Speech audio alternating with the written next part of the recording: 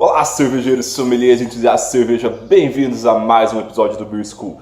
Já vou me adiantando, pedindo desculpa pelo áudio, se o áudio estiver ruim, estou gravando esses vídeos com equipamentos mais improvisados, mas era o que dava para fazer. E o importante é o conteúdo, é ter vídeo, né? E o vídeo de hoje, ele tem um conteúdo bastante simples a um primeiro ver, vai ser um vídeo bastante simples na verdade, mas que tem um impacto muito grande na produção de cerveja, que é o cálculo da quantidade de água. Seja por acaso alguma vez, sei lá, fez 20 litros de cerveja, calculou a água para 20 litros, usou o Beersmith para calcular a água para 20 litros, aí foi fazer sua cerveja, em vez de engarrafar 40 garrafas, que é o que daria, 40 garrafas de 500 ml, você engarrafou 35 garrafas.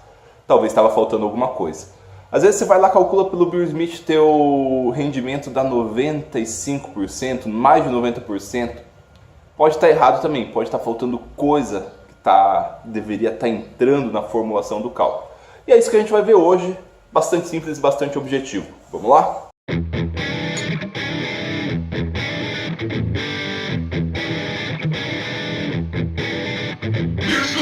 Eu vou tentar mostrar como as cervejarias fazem para calcular água, como eu faço para calcular água.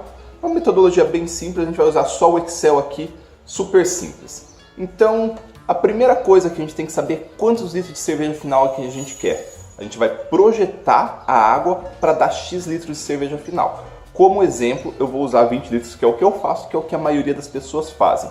Então, criei uma planilhinha do Excel aqui, vou deixar um pouquinho maior desse lado, que é onde eu vou escrever, discriminar cada coisa. Então, litros de cerveja final.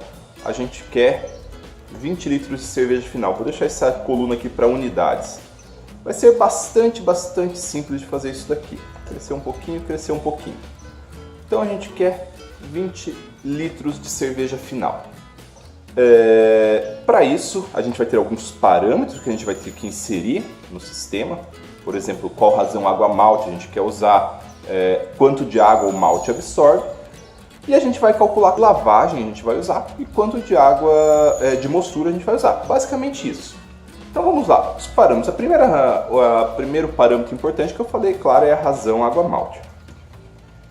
Essa razão água malte, ela varia entre mais ou menos 2 litros de água por quilo de malte ou 3 litros de água por quilo de malte. É o mais comum, sendo as frações mais usadas aí em torno de 2,5 litros de água por quilo de malte usado para água de mostura. Então isso aqui não tem unidade, vamos deixar de padrão aqui 2,5. Então isso aqui é parâmetro, tá? Coisa que a gente pode mudar. Quanto litro de cerveja a gente quer, quanto de água malte. Bom, outro parâmetro muito importante, vocês devem imaginar que é a quantidade de malte. Quanto mais malte tiver, mais água vai, porque tem mais malte. Então, quantidade de malte e quanto esse malte absorve de água. A absorção do malte. Então a absorção do malte ela pode variar entre mais ou menos 0,75 litros por quilograma de malte até 1 litro por quilograma de malte. É muito comum arredondar para 1 litro por quilograma de malte. Mas já que a gente está calculando no Excel, vamos deixar aqui 0,8 litros por quilograma de malte. Beleza? Acho que por agora já dá para a gente começar a calcular. Depois pode ter mais alguns parâmetros para colocar aqui. Vou pular umas linhas e vou colocar aqui as águas que a gente vai calcular. Água de mostura, água de lavagem, que são basicamente só essas duas que tem na cerveja, né? Então a soma das duas dá a água total. A água total, já vou até inserir a fórmula aqui, a água total vai ser igual a água de mostura mais a água de lavagem. Por enquanto, 0. A água de mostura ela é super fácil de calcular. A gente tem uma razão de água malte para mostura e a gente tem uma quantidade de malte para mostura. Então, o produto dos dois dá quanta água de mostura a gente vai usar. Por exemplo, 2,5 de razão água malte vezes 5 kg de malte. Então a gente tem 12 litros e meio de água de mostura, colocar litro, agora é tudo litros unidade, nem precisava colocar, mas beleza. 12,5 de água de mostura e água total 12,5 também. Se a gente colocar assim, sei lá, 10 aqui vai para 22, já está tudo certo ali embaixo. Se a gente aumentar o malte para 10 kg de malte, vai lá para 25 litros de água de lavagem, de água de mostura. A água de lavagem é o que falta para dar água total. O que falta aqui, vamos colocar, a princípio, a gente teria de água de lavagem 20 litros menos a água de mostura. Se a gente calculasse direto e o sistema não tivesse nenhuma perda, a gente teria 7,5 litros de água de lavagem. Ou se a gente mudar a nossa relação água-malte aqui para 2, por exemplo, ia ter 10 litros de água de mostura, 10 litros de água de lavagem.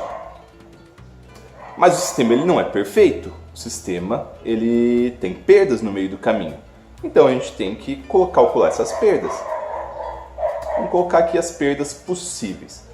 Essas perdas são água que a gente vai perder, por exemplo, na absorção do malte. A gente vai perder água lá.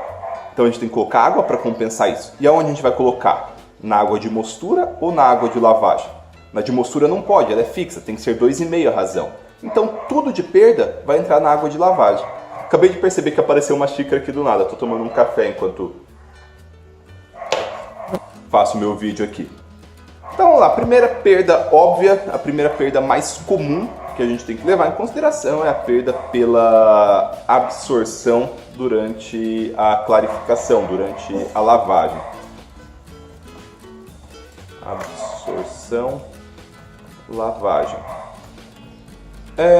Qual que é a perda de absorção na lavagem? Essa é bem fácil de calcular porque a gente já tem aqui que cada quilo de malte vai absorver 0,8 litros de água. Se a gente tem 5 kg de malte, beleza, perdemos 4 litros de água por absorção no malte. Então a gente vem aqui na água de lavagem e soma esses 4 litros de água. Temos agora 24 litros de água total. O que mais que a gente tem de perda ali dentro? Depois que a gente faz a lavagem, a gente vai para a fervura. Na fervura a gente tem evaporação. Evaporação, geralmente alguns autores usam taxa de evaporação como porcentagem. Eu não gosto muito disso porque isso não é muito verdadeiro. Isso depende basicamente da potência da tua resistência ou do teu fogo. Isso vai variar a tua taxa de evaporação. Eu gosto de saber quanto que é a minha e usar ela real. Eu sei que a minha, aqui, é mais ou menos 3, 4 litros de água que eu perco na fervura. É geralmente bem perto dos 4 litros de água. Então vou colocar aqui 4 litros de água que eu perco na fervura, em evaporação. Então eu vou somar aqui na minha água de lavagem, que é onde eu posso alterar, 4 litros de água. Que perdas a gente tem mais ali dentro? Quando a gente termina a fervura, a gente vai perder trube frio, trube quente. A gente não consegue passar aquela água que está no trube, né? Por exemplo, eu perco daqui para baixo, mais ou menos. Então isso aí é uma perda que deve ser considerada. Então, trube quente. Se eu vou perder 2 litros mais ou menos no trube quente, que é o que eu perco, eu tenho que ter 2 litros a mais de água, senão eu não vou conseguir chegar nos 20 litros finais. Então, 2 litros eu perco mais ou menos no trube quente. Vou colocar aqui dentro também. Mais 2 litros. Uma coisa que quase ninguém leva em consideração é o trube frio também. Se você jogou exatamente 20 litros de moço no fermentador, você não vai tirar 20 litros de cerveja. Você vai perder trube lá também. Então trube frio deve ser considerado. E eu perco mais ou menos 2,5 litros de trube frio. Isso aqui tem que entrar na nossa água de lavagem também. Mais trube frio. Então, olha o tanto de perda que tem no meio. Geralmente, as pessoas acabam achando que tem uma eficiência muito maior do que tem, porque acabam calculando até aqui, mais ou menos. Ou talvez, às vezes, nem calcula o trube quente. Tira ali, tira a OG, quando termina a fervura, viu que a OG bateu alta e fala, tem 92% de eficiência. Mas pode não ser verdade, depende da tua definição de eficiência. Se a eficiência global, que é a que importa, você tem que levar em consideração o trube frio e o trube quente também.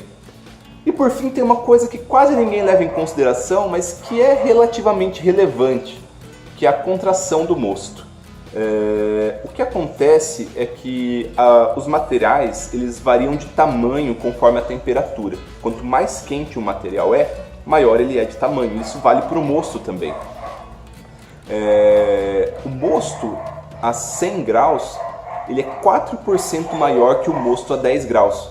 Então pode parecer bobagem, mas pensa um pouquinho comigo. Vamos supor que você está fazendo 100 litros. Você tem 100 litros de mosto na panela de fervura.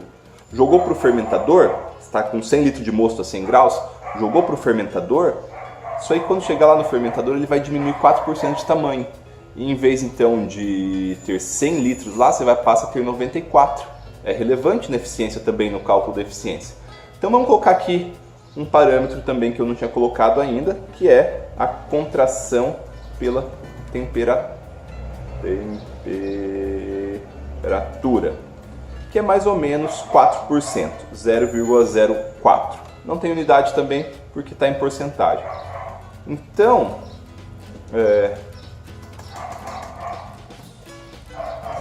para a gente calcular isso, a gente tem que tirar do volume total que vai estar lá na panela de fervura. Na panela de fervura, a gente vai ter os litros de cerveja final, mais a água que vai evaporar, mais a água do trube quente, mais a água do trube frio. Só não vai ter água perdida no malte aqui. Então, tudo isso daqui, que é quase igual à água total, só não tem a água de absorção, vezes 4%. Então perde mais 1,2 litro quase, 1,1 litro. Isso aqui tem que ser somado aqui dentro. Somado aqui não, somado na água de lavagem. Mais a perda por contração, em litros também. Então, para eu fazer uma cerveja no meu sistema aqui, esse que está aqui atrás, para eu tirar exatamente 20 litros e poder encher 40 garrafas, eu vou ter que usar 33,6 litros de água, considerando todas as perdas relevantes dentro do sistema. Vão haver mais algumas perdas relevantes, por exemplo, perda dentro da tubulação, mas você pode considerar que é perda de trube também. Então é isso aí, gente. Às vezes a gente leva em consideração talvez uma eficiência maior, mas a eficiência tem que levar em consideração todas essas perdas aí. E levar isso em conta é uma forma muito mais efetiva, calcular a sua própria água é uma forma muito mais efetiva de saber efetivamente o que está acontecendo ali dentro. Então, espero que o vídeo tenha ajudado. Deixarei a planilha aqui embaixo, nem vou deixar ela mais bonita, vai ficar assim mesmo, só se alguém quiser olhar alguma coisa. E por esse vídeo é só. Muito obrigado, se você gostou deixe seu comentário ali embaixo e até a próxima.